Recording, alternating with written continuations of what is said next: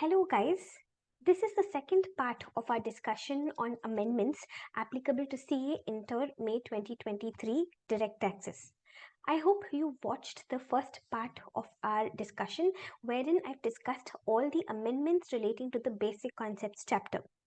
We've discussed about amendments relating to surcharge, companies, taxation rates, and cash credits. In this video, our focus is going to be on the 5 heads, starting with the very first discussion, that is on salaries. Listen, under salaries, there's only one small amendment, and it goes like this. In case the employer is reimbursing COVID-19 expenditure incurred for the medical treatment of the employee or his family members. Now, this is definitely a benefit for the employee, right? His medical treatment expenditure is getting reimbursed by the employer.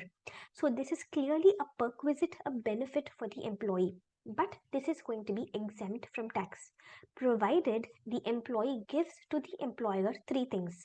Number 1, a COVID-19 positive report. Number 2, all documents relating to diagnosis and treatment that happened within 6 months of being determined as COVID-19 positive. And lastly, a certificate stating what are the expenditures which he has incurred on this treatment. Giving you a quick summary of what we've just learned relating to salaries, we have the employee or his family members. Okay, either of them are suffering from COVID-19.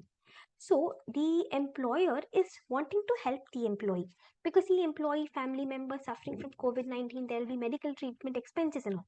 So the employer is giving to the employee a reimbursement. Whatever medical expenses the employee is incurring for the medical treatment of COVID-19, either he himself is suffering from COVID-19 or his family members are suffering. So the employer is reimbursing those medical expenses. This is definitely a benefit for the employee. This is definitely a perquisite for the employee.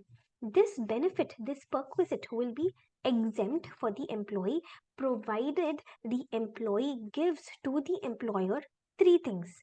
Number 1, the employee has to give to the employer a copy of his COVID-19 positive report, the test report which says that he is COVID positive. Either a COVID-19 positive report, or in case he did not go to a laboratory and get tested and instead went to a doctor, and the doctor has written in the medical report saying that he is COVID positive.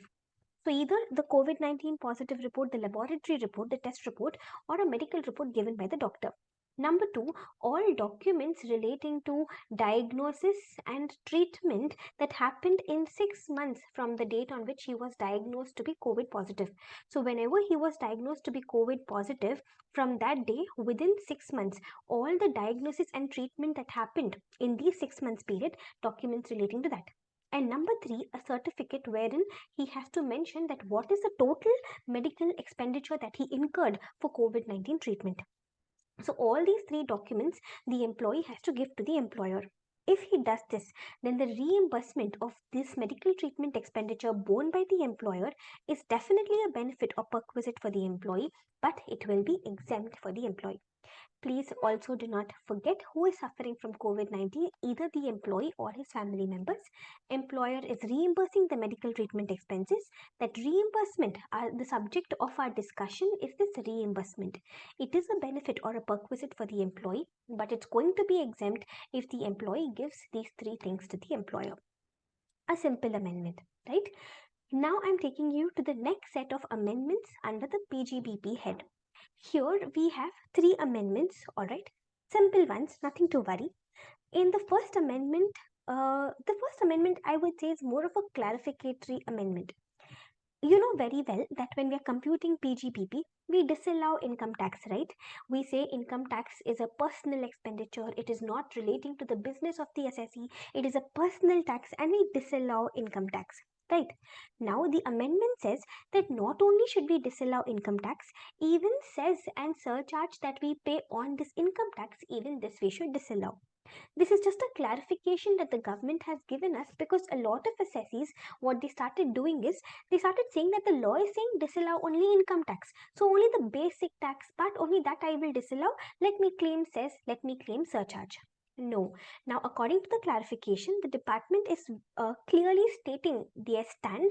The department says that no, education says, higher education says, health says that you're paying on income tax, surcharge that you're paying on income tax, even that will be considered to be a part of income tax, even that will be considered to be personal tax, and please disallow that also.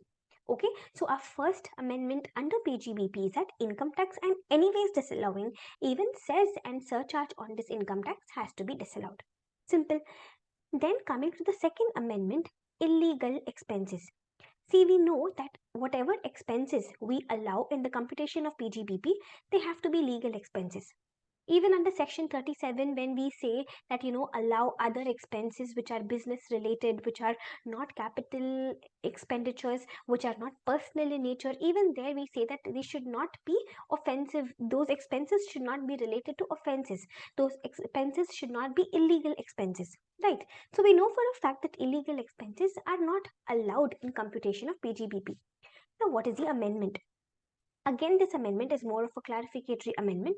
Here, there are 3 points. Point number 1, expenses incurred for any purpose which is an offense under any law or which is prohibited by any law in or outside India. You're doing any offense, okay? And for that offense, you're incurring expenses. That offense, that act that you're doing is an offense which is prohibited either by Indian law or foreign law. A new explanation has been inserted which says, point number 1, you are incurring expenses. Those expenses are related to an offense which is prohibited either under Indian law or foreign law. Those expenses will be disallowed. So in simple words, the expense should not be, illegal only in India. If it is illegal outside India, even then it will be disallowed. So expenses which are illegal, expenses which are related to prohibited offenses, offenses which are prohibited either in India or outside India will be disallowed. Alright, then the second point, if you are incurring any expense in providing a benefit or a perquisite to a person, in a scenario where acceptance of such benefit or perquisite by that person is against the law governing his conduct. Might sound a little complicated, but once again, let us read it. Try to understand as much as possible. I'll anyways give you an example after this. What does the second point say? Where assessee is incurring expenses, he is providing some benefit or some perquisite to another person. In a scenario where that another person accepting such benefit or perquisite is against the law governing that other person's conduct. I'll give you an example to help you understand this. Let us say we have two people in our story, the pharmaceutical company and the doctor. Okay, the pharmaceutical company is giving freebies to the doctor in the form of free medicines. Now, on the doctor, we have a code of conduct which is applicable. This code of conduct tells the doctor not to accept these freebies. Okay, so what is a pharmaceutical company doing? The subject of a story is a pharmaceutical company. This is the assessee. This assessee is incurring expenditure, giving freebies, giving free medicines to the doctor. So for the pharma company, it's an expenditure, guys. They are making medicines and they're giving those medicines free of cost to the doctor. So it's an expenditure for them. It's a sort of an advertisement expenditure for them, a marketing expenditure for them, or a business promotion expenditure for them. So the pharma company is incurring an expenditure.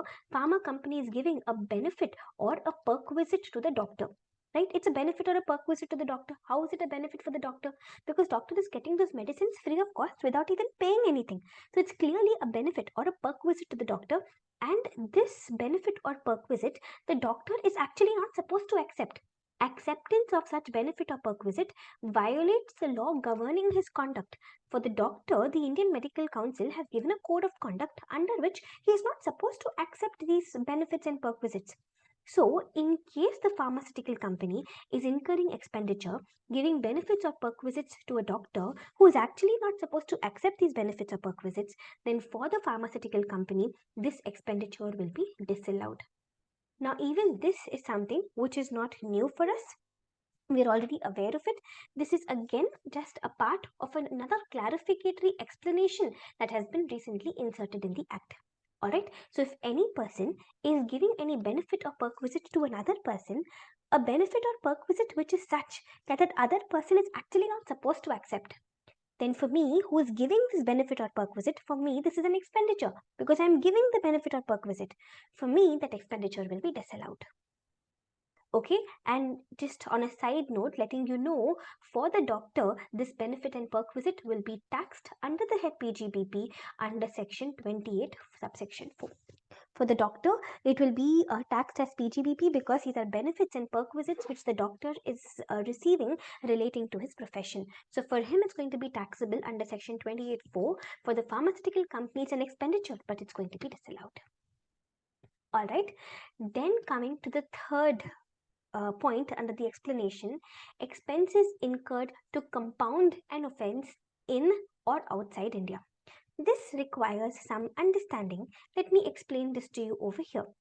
See, there are two kinds of offenses, okay? Number one, we have compoundable offenses, and number two, we have non-compoundable offenses. Okay, you must have come across this even in law in your Negotiable Instruments Act chapter. In CA intersyllabus, you don't come across this anywhere else. Only in one place you come across compoundable, non-compoundable, and that is in the Negotiable Instruments Act chapter. You must have learnt over that all offences are compoundable. Anyways, coming back to income tax now. So, offences may be compoundable or non-compoundable. Compoundable offences are those where you've done the offense. Now you can request the court to excuse you.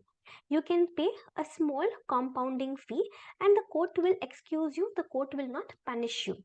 But non-compoundable offences are serious offences like murder, theft, rape, fraud. They are serious offences where no matter how much you plead to the court is not going to forgive you. There is no question of compounding fee and all over here. If the offense is a compoundable offense or if it's a non-compoundable offense, how do we identify? Look at the punishment. If the punishment is imprisonment and fine, then it becomes a non-compoundable offense. But if the punishment is imprisonment or fine, then this is going to be a compoundable offense. Okay, this is a basic understanding of compoundable offenses and non-compoundable offenses. In compoundable offenses, we have one more point that you can get the offense compounded only once in 3 years. That is, you cannot do the same offense again and again and every time go ask for an excuse. All this you will be learning in your CA final. But for now, what I want you to understand is that there are two types of offenses, compoundable and non-compoundable. If they are compoundable, you can pay a small compounding fee to the court and the court will excuse you. These are offenses which are punished with imprisonment or fine, okay? Whereas non-compoundable offenses are those where irrespective of how much, here there's no option of getting excused. These are serious offenses, you will be punished. There's no question of paying compounding fee and getting yourself excused and all over here. These offenses are punished with imprisonment and fine. Okay, now listen to me. If the offense is a compoundable offense, you have paid some compounding fee. This is a subject matter of our discussion. This compounding fee is relating to an offense, guys. So therefore, this compounding fees has to be disallowed. You understood the new concept? You understood the new point? Yes, even this is a part of that explanation. The compounding fee that you have paid is relating to an offense. So, this compounding fee has to be disallowed. Any expenditure which you incur which relates to an offense, that offense may be prohibited by a law in India or it may be prohibited by a law outside India. You've done an offense. That act may be an offense in India, outside India, doesn't matter, you've done an offense. Now, relating to that offense, whatever expenses you have incurred, disallowed. Relating to that expense, whatever compounding fee you have paid, disallowed. Also, if I give any benefit or any perquisite to a person, in a scenario where for that person, there is a code of conduct applicable, that code says that that person shouldn't accept this benefit or perquisite. Then I am giving the benefit or perquisite, it's an expenditure for me, such an expenditure will be disallowed for me. Keep the doctor's freebies pharmaceutical example in your mind, you won't forget. Simple, right? So this was a second amendment relating to PGBP. Coming to the third amendment in PGBP, this is relating to section 43B. Let me first give you a revision of section 43B. 43B says that in case you've incurred an expenditure in the form of tax, duty, cess or fee, leave salary, bonus to employees, commission to employees, or you have to pay interest. Let us say you've borrowed a loan from a public financial institution, state finance corporation, state industrial investment corporation, some bank or some NBFC. If you've borrowed a loan and you're paying interest to these banks, to these lenders, so these expenses you actually have to make the payment within section 139(1) due date, within return filing. Only then the expense will be allowed as a deduction for you. In fact, this section is applicable irrespective of the method of accounting that you're following. Whether you're following the cash basis of accounting, whether you're following the mercantile system of accounting, irrelevant. You have to make the payment of the specified expenses. Only then you will be able to enjoy a deduction of those expenses. If you don't make the payment within 139(1) due date, then it will be disallowed for you. Later, whenever you make the payment in that year, you can claim the deduction again. That's the basic logic of section 43B. We have some specified expenses. I'll give you the list again. We have any tax, duty, cess or fee, leave salary being paid to employees, then employer's contribution towards RPF, approved superannuation fund and all. Then we have bonus and commission being paid to employees. Then we have interest on loan to public financial institutions, state finance corporation, state industrial investment corporation, banks and NBFCs. The amendment is relating to the interest point. Okay, the concept is like this. In case you have to pay interest to the public financial institution or state finance corporation or state industrial investment corporation or bank or NBFC, if you have to pay interest and let us say you did not pay the interest, so what will happen? Only if you pay the interest within 139(1) due date, only then it will be allowed for you. But you did not pay the interest. Instead of paying the interest, what happened is the interest was converted by this lender. The interest was converted by this lender into a loan. Okay, that unpaid interest was converted into loan. Conversion of unpaid interest into loan does not indicate that the interest has been paid. It is only converted into loan. It has not been paid, and that is why conversion of unpaid interest into loan will not be allowed. This was the existing provision. Okay, now the amendment is that the new concept is that in case this unpaid interest has been converted into debentures, even this will not be allowed. Only when later those debentures are repaid, only then that interest will be allowed. Because just because I've converted the unpaid interest into debentures, it does not mean that I have paid away the unpaid interest. It is still unpaid, just that it is sitting in the form of debentures now. So only when I redeem the debentures, only when I repay the debenture amount, only then it will amount to payment of the unpaid interest, only then it will be allowed. So what is the concept? Under section 43B, there are a set of expenses. Those expenses, irrespective of the method of accounting that I follow, those expenses will be allowed as a deduction for me only after I actually make the payment within 139(1) due date. Those expenses, that list also includes interest on loan borrowed from 5 people: public financial institution, state finance corporation, SIIC, scheduled bank and NBFC. I hope you've noticed there are so many other interests which are not covered over here. Like for example, I might have borrowed a loan from my friend. Interest on that loan not covered under 43B, right? The company might have borrowed a loan from another company, not covered under 43B. Company might have borrowed a loan from a director, not covered under 43B. Here I am considering only those loans which the assessee has borrowed from 5 people: public financial institution, SFC, SIIC, scheduled bank and NBFC.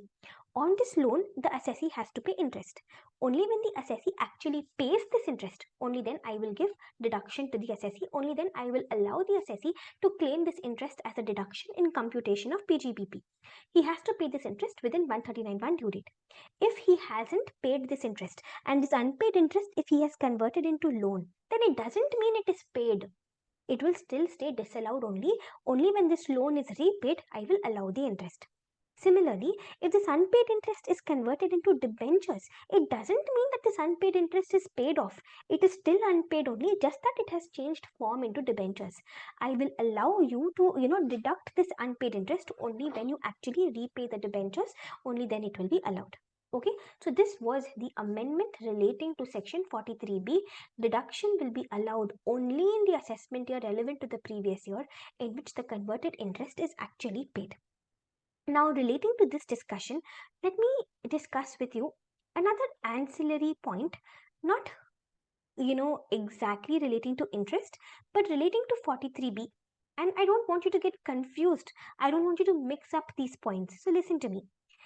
In case I have to pay some indirect tax in the form of sales tax, in the form of GST, and if this is unpaid, then you will disallow, because even tax, duty, cess or fee is covered under 43B. So if I do not pay sales tax, if sales tax is unpaid, then you will disallow the sales tax, right, if I don't pay it. But if I'm not paying the sales tax, and if the government converts this into a loan, if unpaid sales tax is converted into a loan, then this will be treated as if the sales tax is paid, and I will get it will be allowed in computation of PGBP. Yes, these are contradictory. See, if I have unpaid interest, okay, and if unpaid interest I'm converting into loan, or if I'm converting into debentures, doesn't mean that this unpaid interest is paid. It doesn't mean that it is paid. It is still unpaid only. It is still disallowed only. Only when I repay this loan or this debentures, only then that unpaid interest will be allowed. Okay. The next point, the second point is, in case I have any unpaid sales tax, any unpaid GST, and if the government is converting this into loan, then this conversion will be treated as if this unpaid sales tax has been paid, and here itself the amount will be allowed in the computation of PGBP. So conversion of unpaid interest into loan does not amount to payment, but conversion of unpaid sales tax into loan does amount to conversion. All right, got it. So this is our discussion regarding PGBP amendments. So under PGBP, we had totally 3 discussions. Our first discussion was income tax I anyways disallow because it is personal expenditure. Even surcharge and cess, which I pay on income tax, even they are personal expenses and even they have to be disallowed. The second discussion, in case I incurred any illegal expenses, in case I incurred any expense which is relating to an offense which is prohibited in India or outside India, that expense will be disallowed. If I incurred any expense in giving a benefit or perquisite to a person in a situation where that person accepting this benefit or perquisite is not allowed by some code of conduct or some law governing that person, then this expenditure which I incurred in giving that benefit or perquisite will be disallowed for me. And then number 3, we learned, in case I am paying any compounding fee to compound an offense, the compounding fee is relating to an offense in or outside India, the compounding fee will be disallowed. Finally, we learned under section 43B, if I'm going to convert unpaid interest into debentures, if I'm going to convert unpaid interest into loans, okay, this conversion will not be considered as actual payment and it will stay disallowed only. Only when I actually repay the loan, only when I actually repay the debentures, only then it will be allowed for me. All right. So with this, we have learned all the amendments relating to salaries and PGBP. There are no amendments in IFHB. In capital gains, you just need to make note of the cost inflation index applicable to the year which is applicable for your examination 22-23. It is 331. All right. Now coming to income from other sources. Under income from other sources, you have 2 amendments. The first amendment may not be relevant for at the intermediate level, but then it's just good to know. So that's why I brought it in over here. Listen, virtual digital assets. I'm talking about virtual assets like, for example, cryptocurrency, then these non-fungible tokens. I'm talking about these. Under IFOS, if I'm giving a gift to you, okay, let me depict it over here. Let us say 2 people in the story, me and you, okay. I am giving a gift to you. Now this gift is, let us say, a movable gift. Now this gift will be taxable for you only if this movable gift is first of all property, right? It should first of all be capital asset. And capital asset, I'm hoping you recall, it does not include personal effects, movable goods which are used for personal purposes like watch, car and mobile phone. Now, the clarification, the amendment is that these virtual digital assets like cryptocurrencies, these virtual digital assets like non-fungible tokens, they will be considered as property, they will be considered as capital asset. Hence, if I am going to gift you virtual digital assets, it is going to be taxable for you. Simple, right? If I am going to gift virtual digital assets to you, the question will arise whether virtual digital assets, are they property, are they capital assets or not, because only if the gift fits under property or capital asset, only then it is taxable for you. Like for example, if I'm going to gift a watch to you, now watch is not a capital asset, it is not property, it is not capital asset, because watch becomes personal effect and personal effects are excluded from capital asset. So if I'm going to gift a watch to you, it's not going to be taxable. But I am gifting virtual digital assets to you. Virtual digital assets like cryptocurrencies and non-fungible tokens, they will be considered as a part of capital asset, they will be considered as property, and they will be taxable for you. Okay, so this was our amendment relating to virtual digital assets. Virtual digital assets shall be included in the ambit of property for the purpose of taxation of gifts under section 56 subsection 2 clause 10. Gift of virtual digital asset shall be considered as taxable gift. Okay, now listen to the second amendment. The second amendment is again relating to COVID-19. We just spoke about a COVID-19 amendment under salaries. Here we said that if the employer is going to reimburse the COVID-19 expenditure which the employee has incurred for his treatment or his family member's treatment, the reimbursement is no doubt a benefit or a perquisite for the employee, but it's going to be exempt for the employee we studied, right? Now, under gifts also, there is a new provision relating to COVID-19. There are totally 3 points here that we have to remember.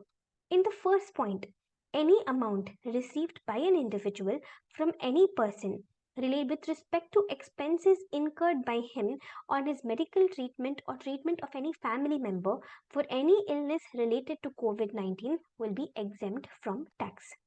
See, the concept goes like this. Let us say there is this person, Mr. Blue. Either Mr. Blue himself or Mr. Blue's family member, either of them is suffering from COVID-19. Okay, and there is another person, Mr. Red.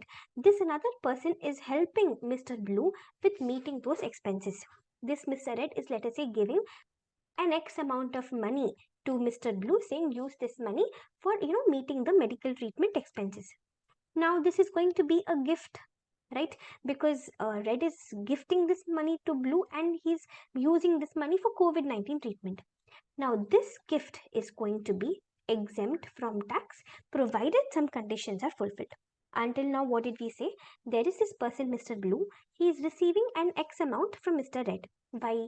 Because either Mr. Blue or his family members are suffering from COVID-19. So Red is giving an amount to this person to help this person meet those medical treatment expenses. Okay, now this gift of this amount, this cash gift will be exempt provided some conditions are fulfilled. What are the conditions? Condition number 1, this person who is receiving the gift, he has to keep a record of some documents.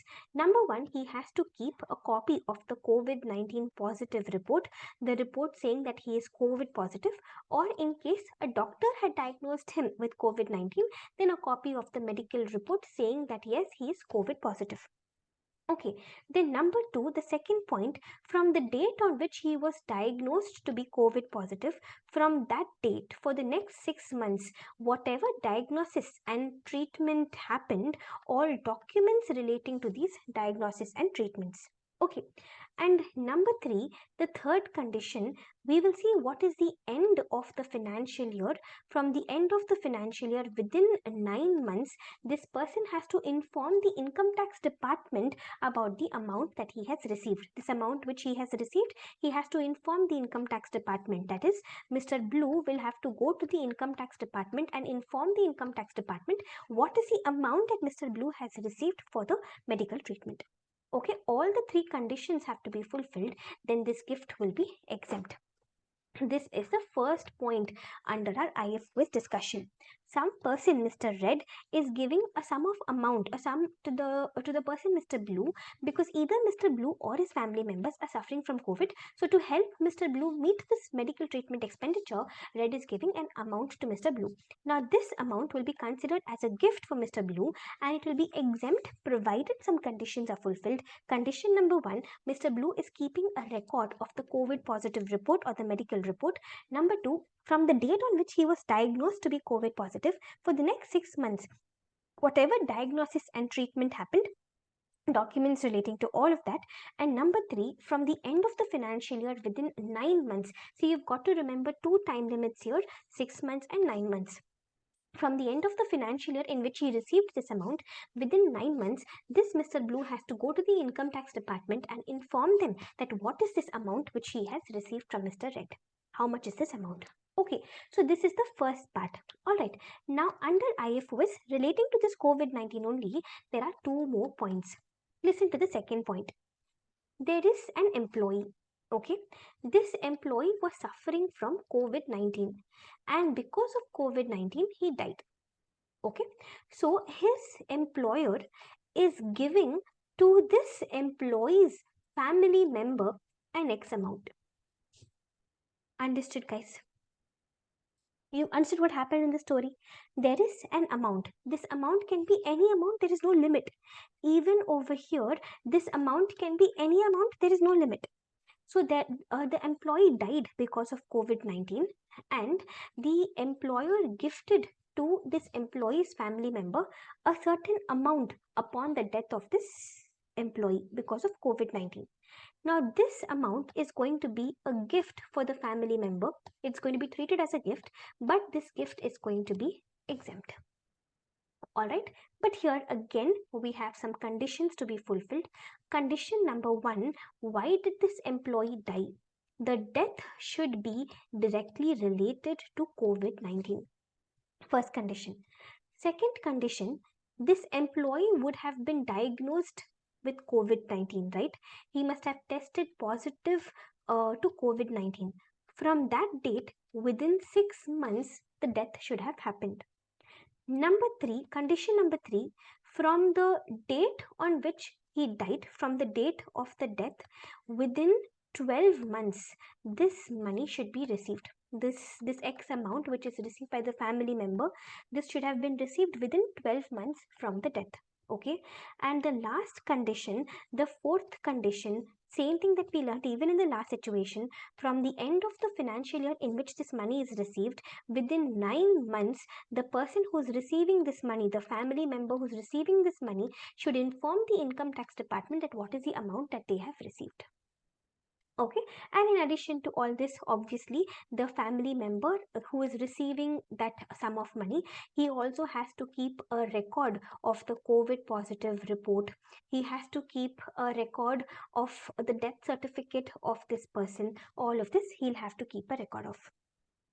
Understood. So in our second category, in our see, let me give you a revision again. In our first category, this Mr. Blue or his family members are suffering from COVID-19. So Mr. Blue will have to incur expenses for this treatment. So there is this person, Mr. Red, who's entering the story, and he's giving Mr. Blue an X amount of money and saying use this money for treatment. Under income tax, we will treat this money as gift, and this gift will be exempt provided this Mr. Blue, the person who is receiving this amount, this Mr. Blue has to keep a copy of the COVID-19 report. See, in salaries, don't get confused, okay? In salaries, we had said that the employee has to give to the employer a copy of the report and all that. Here, Mr. Blue doesn't have to give it to anybody. He has to keep a copy with himself. In case income tax department wants to see later, he may have to furnish it to the income tax department. So he will keep a copy of the COVID-19 report or the medical report.